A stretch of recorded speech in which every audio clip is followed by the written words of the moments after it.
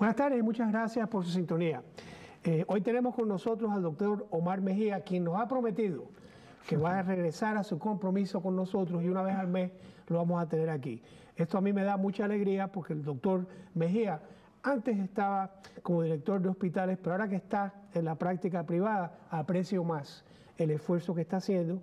Y doctor, antes de empezar con la primera pregunta a usted, quiero darle las gracias a los jueces José Rodríguez e Ivonne Cuesta, que tuvieron el detalle con nosotros de llevar el programa de la semana pasada. Bienvenido, doctor Mejía. Gracias. Y gracias por comprometerse a ayudar con mi sanidad mental y, si Dios quiere, la de nuestra audiencia.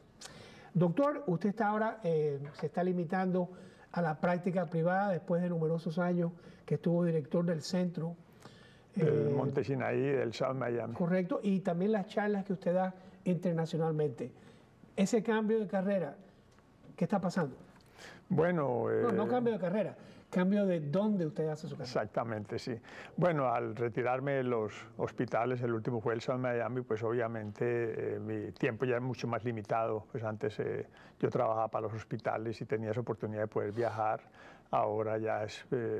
cuando viajo, obviamente, inclusive cuando tomo vacaciones, pues hasta mis pacientes se molestan conmigo, ¿no? Sería injusto si yo no mencionase que el galardón que usted se ganó en el Centro de Adicciones, en particular, voy a decir en South Miami Hospital, es uno que nosotros los que estamos en el giro lo conocemos, y lo que es una pérdida para el hospital es una ganancia para nosotros, así que bienvenido una vez más. Muchas gracias, Luis. Doctor, cuando estábamos hablando del tema para este programa, estábamos hablando y usted me sugirió esta ira o esta falta de gracia, o, diciéndolo bien claro, esta enemistad que hay, que sea internacionalmente con nuestro presidente y lo que es nuestro país, los Estados Unidos. Y a nivel aquí local, yo le estaba contando a usted ese incidente, que la ira a través del odio a las personas, yo también quería ver si podíamos añadirle esta cuestión del acoso. En estos momentos en las noticias está que uno de estos futbolistas, que nosotros tenemos esa imagen de que son hombres que son fuertes y que no son abusados, hay ciertos alegatos de abuso en eso, y entonces le doy la bienvenida. Y ¿por dónde empezamos? ¿Empezamos globalmente o vamos aquí a nuestra ciudad? Por donde tú quieras, Luis. ¿Qué pasa? ¿Por qué no nos respetan? El votante norteamericano percibe que el maltrato que se nos da a nosotros, y digo nosotros de este pueblo, universalmente, es una reflexión de cómo se piensa sobre el presidente. Pero recuerdo que cuando estábamos hablando usted y yo sobre el programa, no es solamente con el presidente, es con nosotros, Desgraciadamente es así, el presidente es el que nos representa, claro, obviamente, ¿no? Y muchas veces le echan la culpa a todo el pueblo, ¿no? Como pasa en países donde hay dictadores, por ejemplo, donde hubo dictadores, o como en Cuba, o como si los Estados Unidos China, no existieran, como en Rusia, en esas épocas la cogíamos contra el pueblo, cuando en realidad el pueblo no es más que un montón de personas que sienten, que piensan, que sufren, que tienen familias, que tienen hijos. Eso es lo triste a veces de las guerras, ¿no? Que nos alegramos porque estamos matando a otros soldados, otras personas, pero en realidad estamos matando a padres de familia, estamos matando a seres humanos que tienen mamás, que tienen papás, que tienen hijos, que tienen señoras. Pero ¿no percibe usted, porque ya usted es parte de esta gran nación también, que nos están pasando una cuenta siempre? O sea, este país tiene 200 y pico años de historia, y en realidad no era el poder mundial que es hoy hasta el siglo XX.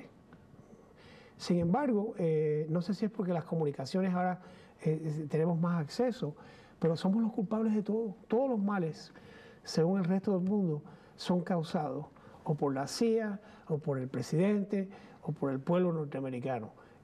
¿Cuál es la base de eso? ¿Es ignorancia? Bueno, yo no creo que sea... Bueno, ignorancia sí lo es, obviamente, pero la realidad es que al ser los líderes mundiales, los Estados Unidos, al tener este nacionalismo tan grande que hemos tenido, ¿no?, nosotros en este país, pues obviamente hemos sido los protectores. Y cuando somos los protectores vamos a crear amigos y vamos a crear enemigos. Hay una frase que se usa en inglés, de un libro es un libro sobre la guerra, que es el Catch-22, que para poder volar un avión uno tenía que estar loco, pero para poder no volar el avión tenía que estar loco también. Entonces, el pueblo norteamericano, nosotros estamos en una posición que siempre que tomamos un lado, ya nos buscamos el enemigo del otro lado. Así es. Pero es un odio que es cumulativo. O sea, es difícil el ser imparcial cuando uno se siente que ha sido atacado. Sin embargo, un país como Japón, un país como Alemania, quienes fueron enemigos nuestros, ahora son aliados fuertes nuestros. ¿Qué es lo que pasa con el resto del mundo? Bueno, son aliados nuestros, es cierto que son aliados nuestros y fueron enemigos nuestros. Por eso es el problema. Hay que mirar primero la raíz de los problemas. ¿Cuál es la verdadera raíz de los problemas? Porque nos enfocamos mucho en las soluciones. Bien. Nos enfocamos demasiado en resolver los problemas, pero no miramos la raíz, como pasa con todo, como pasa con las adicciones, como pasa con los problemas que experimentamos todos los días. ¿Y por qué no miramos la fuente de los problemas? ¿Qué es lo que nos impide verdaderamente mirar la raíz de los problemas y gastar tanta energía en tratar de resolverlos cuando los problemas los vamos a seguir experimentando porque no queremos mirar la raíz? La violencia, por ejemplo. Como lo hemos dicho aquí muchas veces en el pasado, la violencia la tenemos todos nosotros somos violentos, cada ser humano es violento, pero no la aceptamos. No la admitimos, más bien la proyectamos, le echamos la culpa a los demás, la justificamos, la racionalizamos. Pero fíjese, doctor, es interesante porque usted nos habla a nosotros siempre de que tenemos que asumir nuestra responsabilidad. Pero un término que voy a usarlo en inglés porque ahora se me olvida en español, el enabler. Usted nos habla a nosotros como familiares, como hermanos, como amigos, a esas personas que a veces son personas que están adictas. Nosotros somos los enablers porque no sabemos cómo tratarlo. Obviamente la fuente no somos nosotros, la causa no somos, sí, pero somos los que le damos candela al fuego. La realidad es que sí sabemos. Pero sabemos, no queremos hacerlo. Vamos a entenderlo bien. Muchas veces queremos que las demás personas nos digan qué es lo que tenemos que hacer. Porque nos quita la responsabilidad personal. Exactamente. Que usted dice que es la, y esa no es la verdadera solución. Para poder hacer eso, para poder darnos cuenta, tenemos que empezar, primero que todo, a ser honestos con nosotros mismos, a ser conscientes. Cuando somos conscientes, cuando somos honestos, cuando yo digo, bueno, estoy abusando de una persona o estoy acosando a una persona, la pregunta que yo me tengo que hacer es, ¿qué es lo que me motiva a mí a abusar de otra persona? El sentirme bien, el sentirme superior, el rebajar a la otra persona, la ira que estoy experimentando, la violencia, la conveniencia, obviamente, el sentirme superior. Volviendo entonces... Pero no queremos hacer eso. No, pero fíjese, volviendo entonces al tema internacional que empezamos aquí, había un secretario de Estado de este gran país que decía que los Estados Unidos no tenían amigos, que solamente tenían intereses. Entonces, desde el punto de vista ese, que es un punto de vista que no es de un pasado, es un pasado cercano, ¿seremos nosotros los responsables del odio que hay mundialmente contra nosotros? Hasta cierto punto sí lo somos, obviamente, Luis. Es muy sabio lo que dijo este señor. Los Estados Unidos no tienen amigos, sino que tienen intereses. Sí, tenemos muchos intereses, pero mira cómo nos tratamos con los amigos, ¿no? Es como si tú estás viviendo con tu señora y la estás vigilando, le estás chequeando la llamada, le tienes interferido los teléfonos, todas estas cosas. Pero obviamente que eso no lo haces. Pero no es mi amiga. Pero si tengo tal desconfianza, yo no puedo decir que ella es mi señora. Sí. Ella parece que es entonces un objeto, mi ego, pero no es mi señora, porque no estamos a la par, ¿no? Sí, pero tenemos que comprender una cosa, que cuando nos relacionamos con otros países, por eso si llegamos a la comprensión vamos a entender esto bien. Cuando nos relacionamos con otros países, nos relacionamos a nivel mental, a nivel de ego. Aquí no hay amor. El amor solamente existe en el momento presente y el amor demanda una absoluta honestidad. De manera que el mero hecho de que estoy representando a mi país me causa no ser honesto, porque si yo le digo a usted dónde están mis defensas, yo que desconfío de usted, voy a tener... Entonces, por eso esos tratados que se proponen para... ¿Y por qué la pregunta es? Fíjate, ves cómo funciona la mente, porque esto es fascinante. Y la pregunta es, si tú y yo somos amigos ahora, ¿por qué estoy desconfiando de ti? Porque la mente me dice que a lo mejor mañana o pasado mañana no seamos tan amigos. Y entonces yo tengo que estar preparado. Pero contestándote como abogado, te diría, porque la mejor manera de predecir una conducta futura es ver la conducta pasada. Y si yo soy un guerrero, pero fui un guerrero hace 100 años, ya, por ejemplo, los romanos, la gente que vive en Italia hoy, no son los mismos romanos que conquistaron el mundo. Es más, tengo entendido que más se parecen la gente de los Pirineos, los vascos, a aquellos españoles, porque se quedó esa gente que no permitían a gente entrar que la gente que vive en Italia hoy. Tú dijiste algo muy importante, que la mejor manera de predecir el futuro es mirando el pasado. Exactamente. Esto pasa, pero en la gente enferma o en la gente que no está consciente. ¿Somos un país enfermo? Todo el mundo. Todos tenemos un ego, todos hacemos lo mismo, todos estamos basados y actuamos basados en nuestros conocimientos anteriores, en lo viejo. Por eso es que 1 millón de años llevamos y los problemas siguen siendo iguales.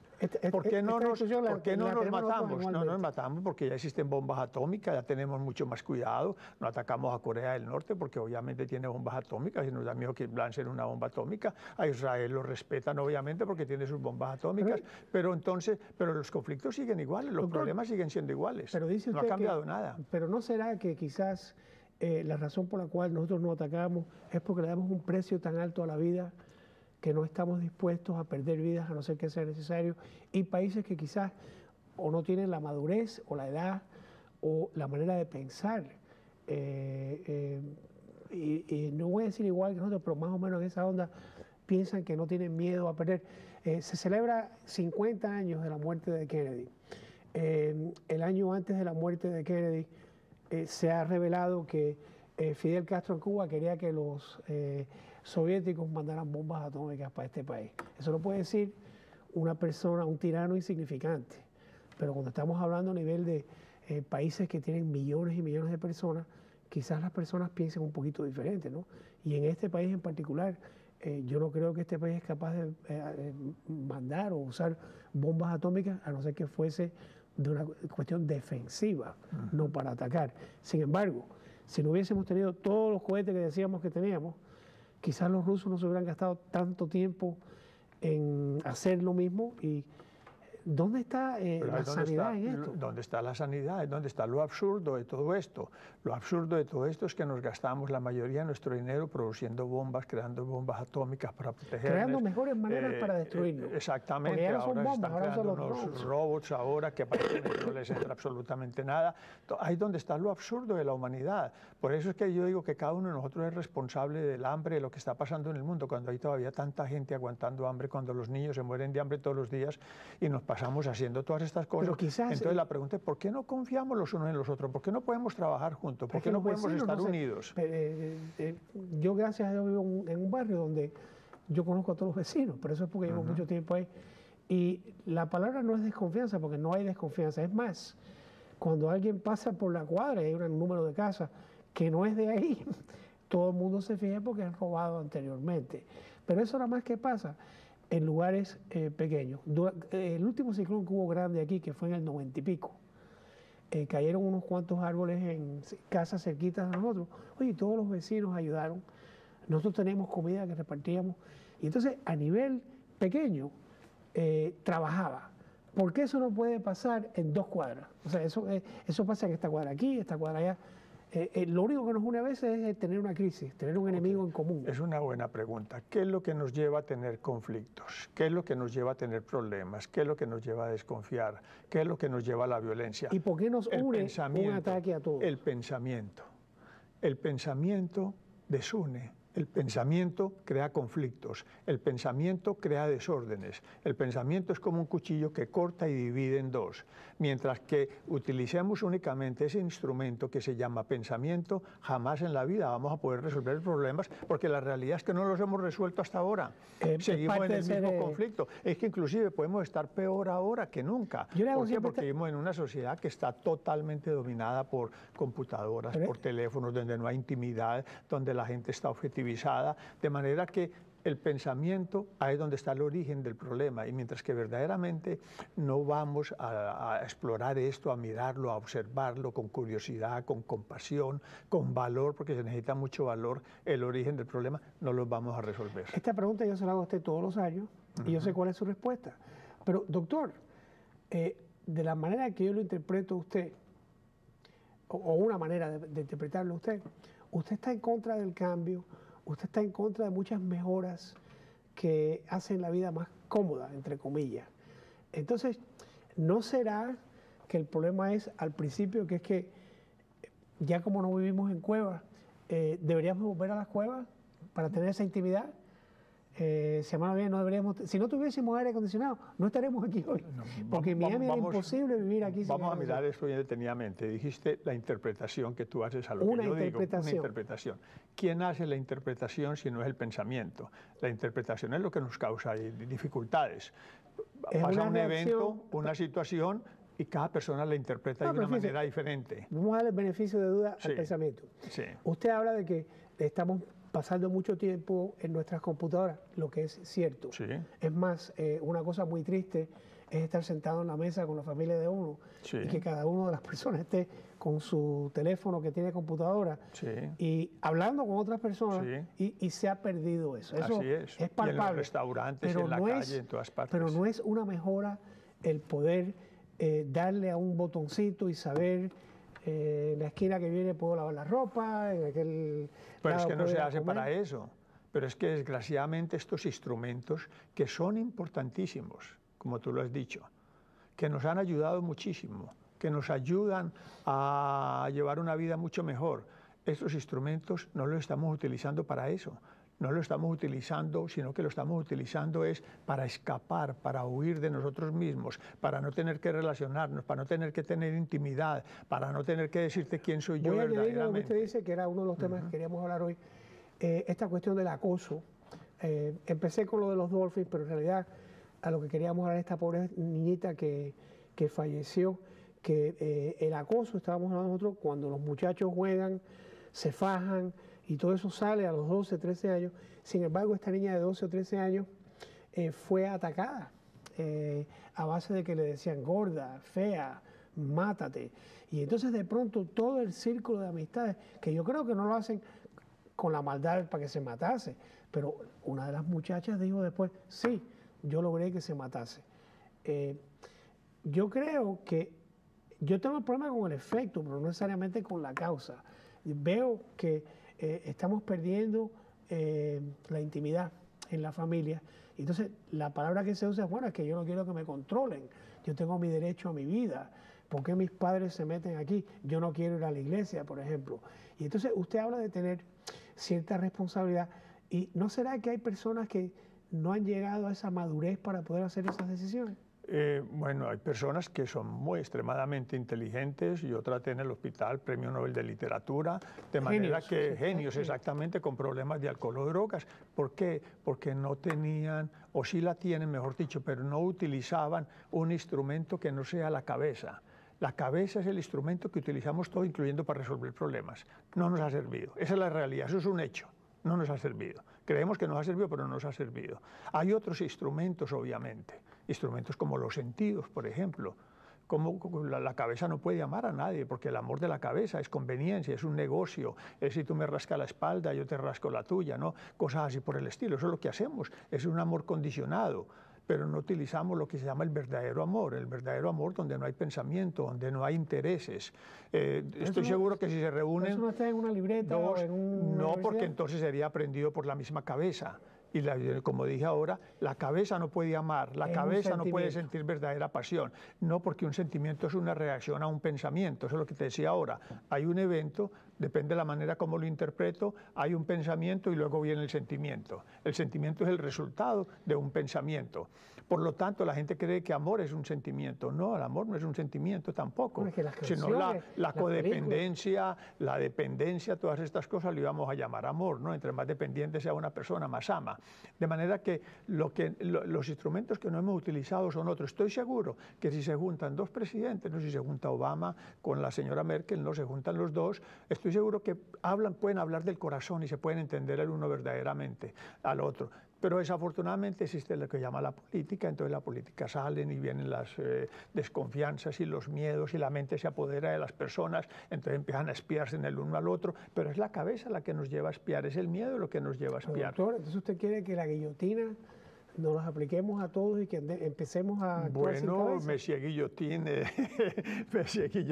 inventó la guillotina, la única manera de parar el pensamiento. Pero aquí no se trata de parar el pensamiento, aquí se trata de hacernos amigos del pensamiento, hacernos amigos de nuestras emociones, comprendernos, si nos comprendemos, si nos entendemos, si tenemos compasión con nosotros, si nos valoramos, si nos validamos a nosotros mismos, si nos respetamos a nosotros mismos, si nos conectamos con nosotros mismos, vamos a poder hacer lo mismo con los demás, y no solamente con las personas que amamos, sino con todo el mundo. Doctor, y eso, todo lo que usted acaba de decir, ¿lo puede aprender un hombre que vive solo en una isla como Robinson Crusoe? ¿O es una cosa que se enseña a través de los padres? ¿Es algo que se adquiere en la sociedad? Es que no lo tiene que aprender, está dentro de cada uno de nosotros. ¿Cómo lo encuentra uno? Cada uno lo tenemos y está dormido. ¿Por qué no lo vemos? Porque nos hemos enfocado en el instrumento que se llama mente, para que nos resuelva nuestros problemas, buscando la felicidad. ¿Qué es la felicidad si no es un condicionamiento? Es que la búsqueda de la felicidad es lo que mayores problemas nos trae en la vida. Fíjate, Veres, que la gente más infeliz es la gente que busca la felicidad. Los griegos decían que uno no sabía si uno era feliz hasta que no fuera muy tarde en la vida, cuando uno miraba su vida y decía, bueno, he sido feliz o no. Estoy recibiendo un contacto de un gran cantante, uno de los Beatles, que él decía en una canción, que en paz descanse, ¿cómo puedo ir yo hacia adelante si yo no sé para dónde estoy mirando? How can I go forward if I don't know which way I'm going? Así es. Tú me hablaste de Robinson Crusoe hace un momentico. ¿Cómo no? El amigo suyo está solo en una playa, ¿no es cierto? Pero tiene que relacionarse. Tiene que relacionarse con la temperatura, tiene que con la lluvia, con los árboles, con los animales que hay en la isla, con el medio ambiente, si pescó, si no pescó, con las playas, que se cortó en una piedra y entonces ya maldice la piedra. Que tiene que taparse, si no le cae la lluvia, si coge el sol se quema. Las relaciones las necesitamos todos los seres humanos, pero las relaciones, como decía Sartre, son el infierno. Porque en las relaciones se despierta lo mejor y lo peor de nosotros. Podemos amar, pero también podemos odiar y podemos sentir violencia y podemos tener esa no necesidad, pero sí ese deseo de ser violentos. Usted lo que está sugiriendo es que en vez de tener las Naciones Unidas, deberíamos tener los psicoterapeutas unidos. Y entonces si consiguiésemos uno para cada país, quizás nos pudiésemos entender. ¿Cree usted que eso es posible en esta vuelta que le estamos dando al mundo? Las Naciones Unidas no han unido mucho, sino que han desunido mucho también. Y han creado muchísimo, exactamente. Aunque esa no fue la intención. Claro que es la intención de todo el mundo es muy buena. Esa es la intención de todo el mundo. El problema es que utilizan el único instrumento que desune. Entonces siguen utilizando el instrumento equivocado. Todo el mundo quiere ayudar, todo el mundo quiere servir, a no ser que tenga un problema mental muy grande, una persona totalmente con problemas neurológicos o lo que sea. Pero la realidad, dentro de cada persona hay un corazón, dentro de cada persona hay un montón de valores. No importa su comportamiento, el comportamiento es porque son ignorantes, la palabra que tú mencionaste en un principio, porque no son conscientes, porque no se dan cuenta, porque la gente entre más ira tenga, por ejemplo, más miedo tiene. La ira la utilizamos para esconder ciertas emociones yo creo que si la ira no existiera, usted la inventaría. Doctor, nos quedan menos de 5 minutos, es más, menos de 3. Háblenos de su práctica. ¿Estamos más enfermos? O sea, usted está atendiendo a pacientes y están tocando las puertas. ¿Cuál es la enfermedad du jour? ¿Cuál es el mal ajuste que tenemos? ¿Qué nos pasa? ¿Qué nos pasa que no estamos encontrando la respuesta? Yo sé que le doy 100 años para que busque la respuesta, pero ¿qué nos está pasando?